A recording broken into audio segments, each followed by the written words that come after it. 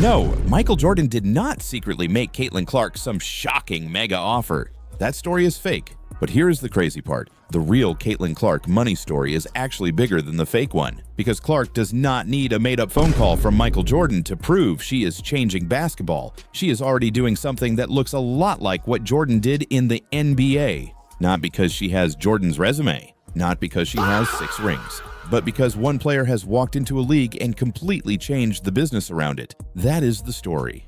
And when you see the numbers, it becomes impossible to ignore. Analysts have estimated that Caitlin Clark's economic impact on the WNBA could be worth close to $1 billion.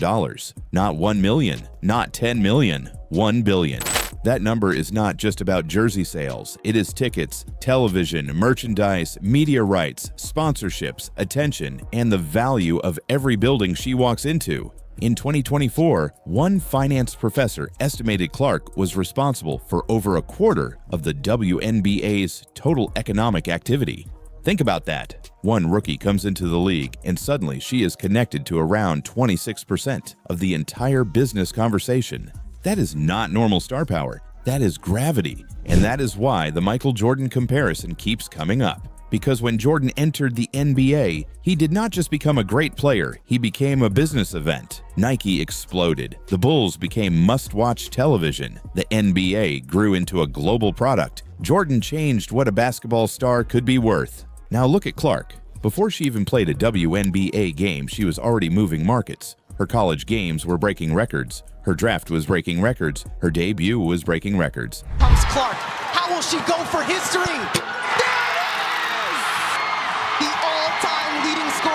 In women's college basketball. Glue of the team, the mother hen as they've called her.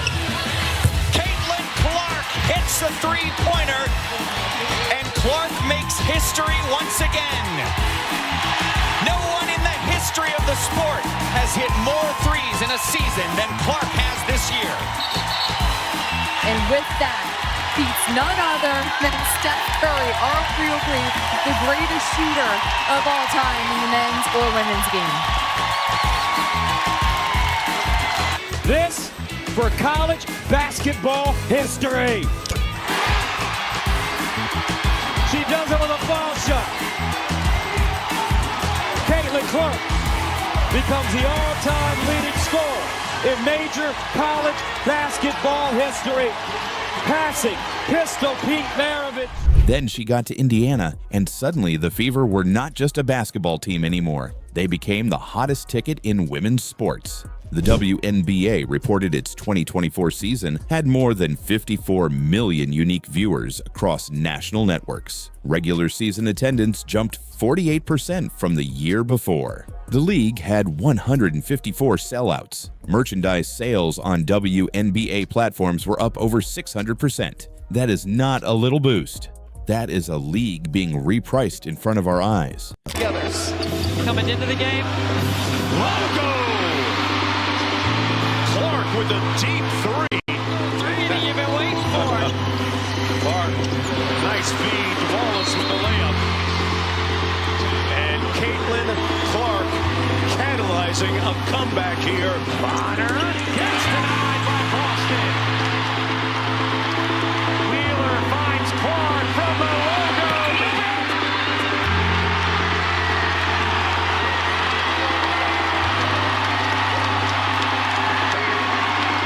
Look at Wheeler staring to the right side, knows who's there, drop pass behind. Could be the deepest shot we've seen Caitlin Clark make as a pro. Big one. And this building is rock. And yes, other stars helped. Yes, the rookie class helped. Yes, the league had already been building momentum. But let's be honest, when Caitlin Clark is on the schedule, everything changes. A random Tuesday night game suddenly feels like an event. Road arenas get louder, ticket prices move, TV networks circle the date, social media turns into a war zone. Every pass, every logo three, every hard foul, every stare, every missed shot becomes content. That is the Clark effect. And it is not just hype from fans. The business world is reacting too. The WNBA signed a massive 11-year media rights deal with Disney, Amazon, and NBC Universal valued at around $2.2 billion. That deal starts in 2026 and completely changes the financial picture of the league. Now, did Caitlin Clark single-handedly create that deal? No. But did her arrival make the WNBA look more valuable, more urgent, and more impossible to ignore? Absolutely. That is the real money story. Not Michael Jordan making a fake offer, not some secret handshake behind closed doors. The real story is that Clark has forced everyone to look at the WNBA differently. Networks see ratings, sponsors see attention, teams see sellouts, media companies see clips, and fans see a player who makes them feel like something historic might happen every time she crosses half court. That is rare. That is why the Jordan comparison works on a business level. Jordan made people who did not normally watch basketball care about basketball. Clark is doing that for women's basketball. She brought casuals. She brought critics. She brought supporters. She brought haters. She brought old school basketball people. She brought people who had never watched a full WNBA game in their life. Caitlin Clark, the best player ever. What is the answer? I will say respectfully, no. Caitlin Clark is not the greatest player of all time. The marketplace decides that. The people have chosen Caitlin Clark. They enjoy watching her play, her style, her energy, her shot. The female version of Steph Curry, or do I need to call Steph Curry the male version of Caitlin Clark? I mean, which one is it? About in college, who plays the style that how? What is the style? Just threes? Wow. Not just threes. What is her style? Second page. Next question. So you had the number one pick this year. You would take Paige over Caitlin? Absolutely. Does Caitlin Clark need a championship to be considered one of the greats in women's college basketball history? Yeah. She does. And whether they are cheering for her or rooting against her, they are watching. That is the part some people still do not want to admit. Attention is the currency, and Clark is printing it. There is even a real Jordan connection behind the scenes. At Iowa, her coach Lisa Bluter reportedly went back to Phil Jackson's book about coaching Michael Jordan because she saw the same kind of pressure building around Clark. The pressure of being the face, the pressure of carrying attention, the pressure of having teammates, media, opponents, and fans all reacting to your fame at once.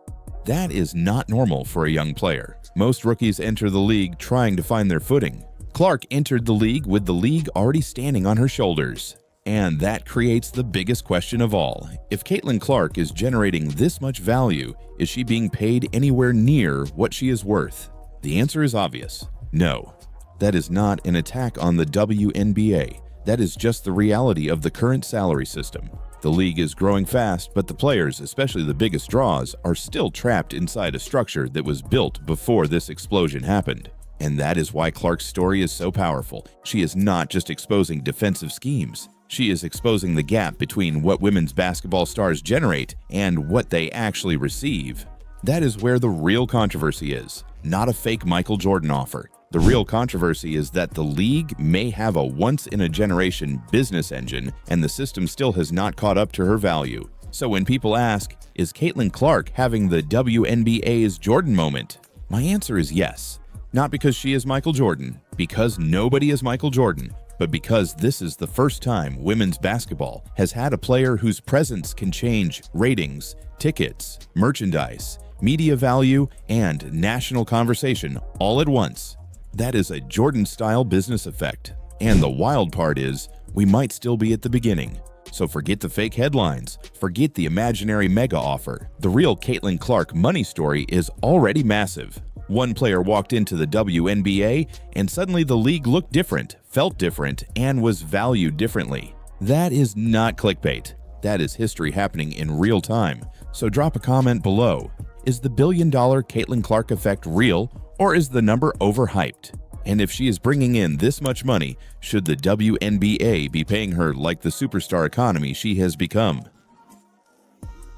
Because here's the thing, like, the narratives that surround Caitlin Clark are just really interesting. You know, the idea that she's protected by the league, the idea that everyone's going after her because she's been so heavily promoted, which, listen, the promotion of Caitlin Clark, based on what she did in college, I think is fairly justified. She was doing incredible stuff over there, and I didn't love this aspect. I understood, but I didn't love this aspect. I felt like when Caitlin Clark first got in the league, and it wasn't just her, other young people that were getting in the league at the time, a lot of new eyeballs were coming over to the W, and it seemed like there was a little bit of the old guard that was relatively annoyed by the new kids coming into the school. There is a spot on the floor that should genuinely terrify every defender in the WNBA. For most players, it is too deep.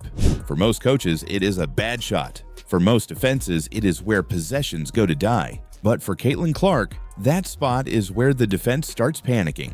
Because when she crosses half court, the game changes. Not at the three-point line, not at the wing, not when she gets into the paint. The second she steps over the logo, defenders have to make a decision. Do we pick her up now? Do we back up? Do we send help? Do we switch? Do we trap? And that is the problem. By the time a defender is asking those questions, Caitlin Clark has already won the possession. It's perfectly constructed. I do believe that, you want Caitlin Clark's the best pick and roll player in the league. You want to stretch four. This Indiana roster hasn't been constructed to give her the most space possible, in my opinion. In all of our opinion, Ryan. This is why she is a nightmare to guard. It is not just because she shoots deep. Plenty of players can shoot. It is not just because she passes. Plenty of guards can pass. It is not just because she plays fast. Plenty of players are quick. It is because she does all of it at the same time. Caitlin Clark is back. She just had 32 points. That was crazy. 8 rebounds, 9 assists. I mean, right there, almost having another triple-double. How hard is it or fun is it to play against Cece out there? Yeah, I mean, I haven't played her this season. You haven't played her this season? Okay. No, only had a chance to play her last season. But, I mean, she brings the show, literally with her game and then also with the fans on the road. And that is what makes her different. Let's start with the obvious one, the range. Clark does not stretch the floor like a normal shooter. She stretches it until the defense looks broken. A normal three-point threat makes you guard the arc. Caitlin makes you guard the parking lot. And that might sound dramatic, but watch the way teams defend her. They are not casually meeting her at the line. They are picking her up high. They are sending extra bodies. They are shading help before she even starts the action. She's obviously doing amazing. Her game speaks for itself. I think my favorite part is just women's basketball, women's sports really, but women's basketball has been on the rise. And it's kind of like what Magic and Bird was to men's basketball. Like this moment, we kind of needed something. This is to that just moment. And Caitlin's that moment. And I think a lot of it has to do with her logo threes. A lot of, I mean, speaking of John 529 from Twitter, yeah, like, oh, women don't dunk. Yeah. That's what he sounds like. Yeah, exactly. Yeah, of course, women don't dunk. Yeah. That's why I don't watch. But you can't really talk trash on a logo three. So a logo three is deep. That's deep. That's almost half court where the NBA, where the WNBA logo is. Yeah. Literally what and she's she just, it's just fact. Why? Because they know if she gets one clean look from deep, the entire energy of the game can flip. That is the fear factor, and the scariest part is not even the shot itself. It is how fast it comes out of her hands. You can be in decent position and still be late. You can think you have recovered and still watch the ball fly over your fingertips. That is what separates a good shooter from a defensive emergency. I think in particular, there's been so much attention around Caitlin Clark this season in terms of not just her play and how she's coming back from injury in year 3, but how she's handling some emotional moments in high pressure situations and her leadership. And you know what it's like to be a franchise player. You know what it's like to win. You know what it's like to play at the highest level. What does that development stage look like for a franchise player at that level? It's tough. It's tough because you're actually a franchise player. You're carrying a franchise. And to be honest, in some ways, she's been, carrying a lead. She elevated a lead. With Clark, there is almost no warning. One dribble, step back, release, and suddenly the defender is turning around hoping the shot misses. But here is where it gets worse. If you crowd her, she is not helpless. She is not just some standstill shooter waiting for a screen. She can put the ball on the floor, force the defense to collapse, and then punish the help with a pass most guards would not even see. That is the trap. Back up, and she shoots. Press up, and she attacks. Send help, and she finds the open player. Stay home, and you leave your defender on an island, there is no comfortable answer. And that is why the Caitlin Clark conversation gets so funny sometimes. Because publicly, you will hear people downplay it. They will say she turns it over too much. They will say she shoots too much. They will say teams have figured her out. My daughter wants to see her play.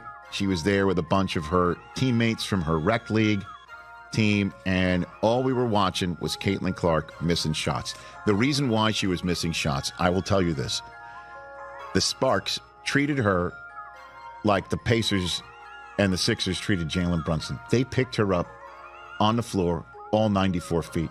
They made every minute of her night an absolute nightmare. They were all over her. There was no way, I mean, and for her to get her shot, she's trying to come off of screens that either weren't working or they honestly, they had two people marking her, it seemed like. But then you watch the actual games, and the defense tells a completely different story. Teams do not build an entire defensive coverage around a player they are not worried about. They do not pick someone up at three-quarter court for fun.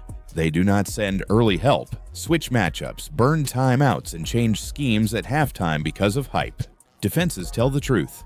And the truth is, the league knows Caitlin Clark bends the floor in a way very few players can. That is the word people need to understand. Gravity.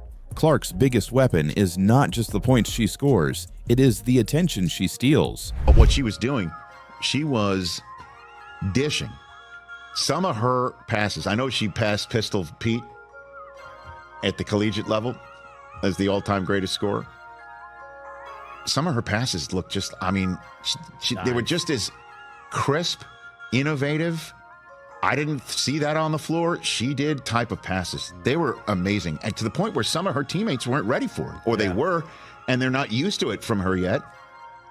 And it would just bounce off their hands and go out of bounds. When she has the ball, two defenders are thinking about her, sometimes three. Even when she does not shoot, she has already changed the possession. A defender takes one step too high and the lane opens. A help defender leans too far toward her and someone else is free. A big steps up too early and now the roller has space. That is basketball pressure. That is what superstars do. They make the other team defend possibilities, not just actions. And Caitlin has more possibilities than almost anyone. She can shoot from 30. She can hit the roller, she can throw the skip pass, she can push in transition, she can drag two defenders with her and turn a normal possession into a scramble. That is exhausting to guard. And here is the part people do not say enough. Guarding her is not just a physical challenge, it is a mental one. You cannot relax for 1 second. You cannot lose her in transition. You cannot go under a screen. You cannot assume the shot is too deep. You cannot assume the pass is not coming. That kind of pressure wears teams down. Now, to be fair, this does not mean she is perfect. She turns the ball over. That is real. But a lot of those turnovers come from the same thing that makes her dangerous. She attempts passes that most players do not even imagine. Sometimes those passes create layups. Sometimes they fly out of bounds. That is the tax you pay when your offense runs through someone who is constantly trying to break the defense open. Her defense has also been criticized. Physical teams have tried to body her, bump her, speed her up, and make every catch uncomfortable. And yes, that has worked at times. So when I say Caitlin Clark is a nightmare to guard, I am not saying she is unstoppable every night. Nobody is. What I am saying is that stopping her costs too much. You can slow down her shot, but now you're giving up space somewhere else. You can trap her, but now the Fever are playing 4-on-3. You can make her give it up, but now the ball is moving against a tilted defense. That is the nightmare. You might survive the possession, but you rarely get to defend normally. And that is the real compliment. Not the fake quotes, not the over-the-top headlines, not the made-up stories about legends being terrified. The real compliment is the way teams guard her. The game plan is the respect. Because when Caitlin Clark is on the floor, every defender knows one mistake can turn into a highlight. One late closeout, one lazy switch, one step too far under a screen, and the ball is already in the air. That is why she is a nightmare. Not because she is loud, not because she is popular, not because of the media attention, because her skill set forces the entire defense to play scared. So here's the question. If you are an opposing coach, what are you actually doing? Are you selling out to stop the three and living with the assists? Or are you staying home and praying she has an off night? Because either way, you are not really solving Caitlin Clark. You are just choosing how you want her to beat you. I'm sick of watching Caitlin getting attacked. If the league doesn't step up and protect her, things are going to get ugly real fast.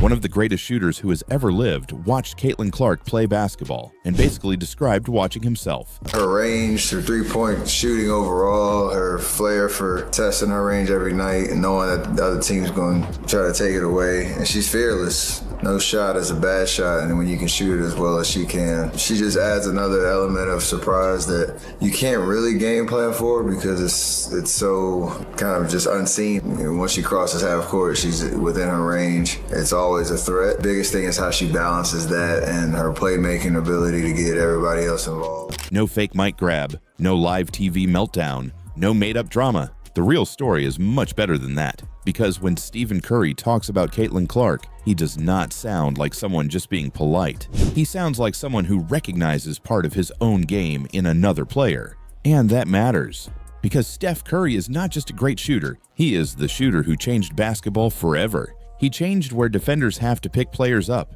He made the logo 3 feel normal. He made every kid in a gym think they could pull up from ridiculous range. So when Curry looks at Caitlin Clark and says her release is basically identical to his, that is not just a nice compliment. That is a basketball earthquake. Somebody break down the release time, which is pretty much identical to mine.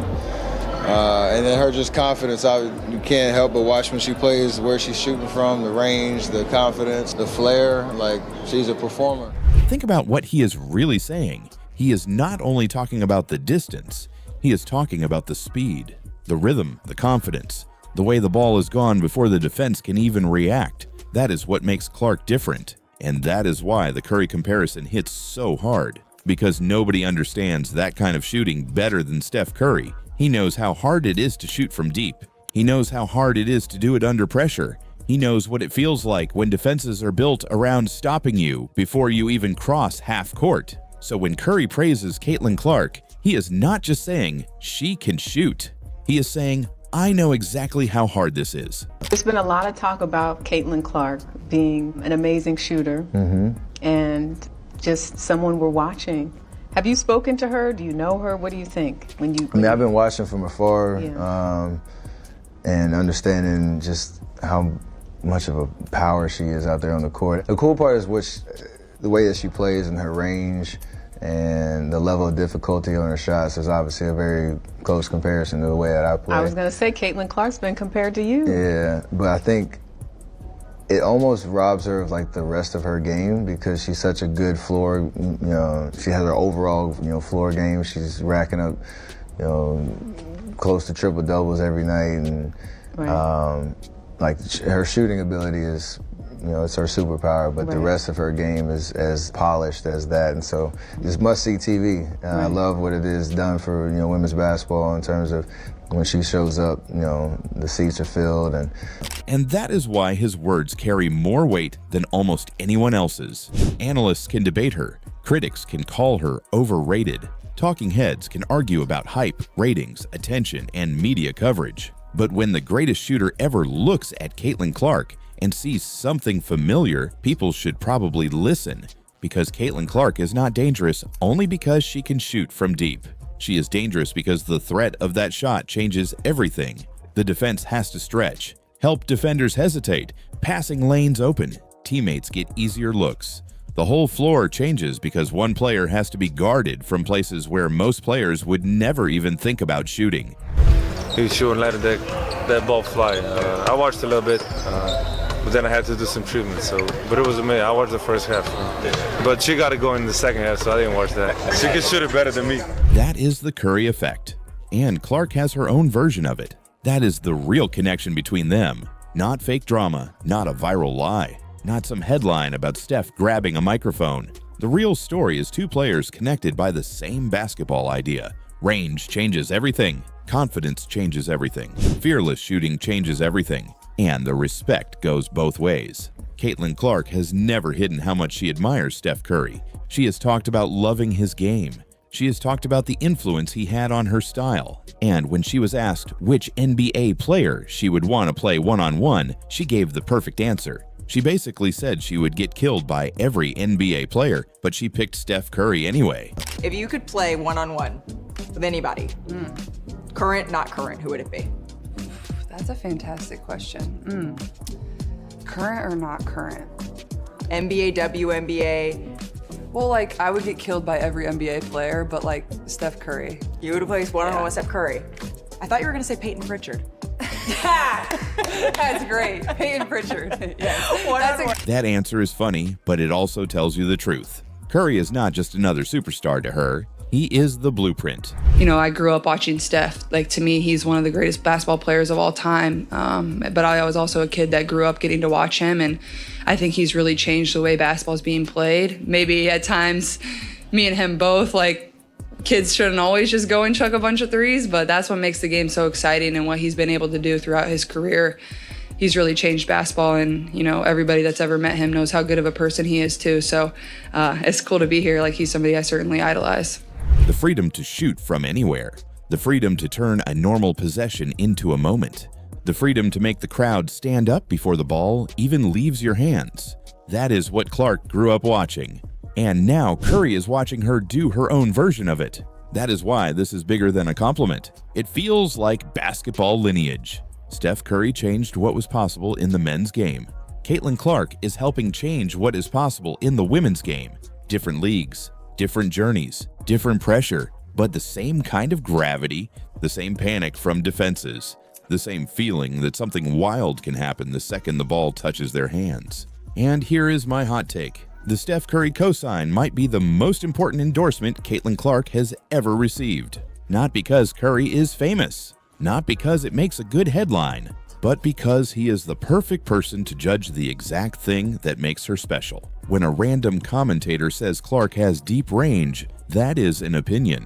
When Steph Curry says her release reminds him of his own, that hits different. That is the master of the craft recognizing the same pattern in someone else. And that makes the overrated debate look lazy, because people can argue about the attention, they can argue about the media, they can argue about the fan base, but the basketball is right there. The range is real, the passing is real, the pressure she puts on defenses is real, and now the greatest shooter ever has basically said he sees it too. But let's be clear, praise from Steph Curry is not a trophy, it is not a championship, it is not an MVP. It does not mean Caitlin Clark has already reached the top. She still has to build the rest of her career. She still has to keep improving. She still has to handle the traps, the double teams, the physicality, the bad nights, and the pressure that comes with being the biggest name in the league. Curry's praise is not the finish line. It is a signpost. It tells you what her ceiling could be. It tells you that what people are seeing is not imaginary. It tells you that one of the smartest shooters in basketball history watched her and understood why she feels different. So forget the fake mic grab story. The real Steph Curry and Caitlin Clark connection is better. It is about respect, influence, skill, and one revolutionary shooter tipping his cap to another player who is changing the way the game is watched. So now I want to know what you think. Is the Curry comparison fair, or is the bar still too high? And at the same stage of their careers, who was the better pure shooter? Drop your answer in the comments.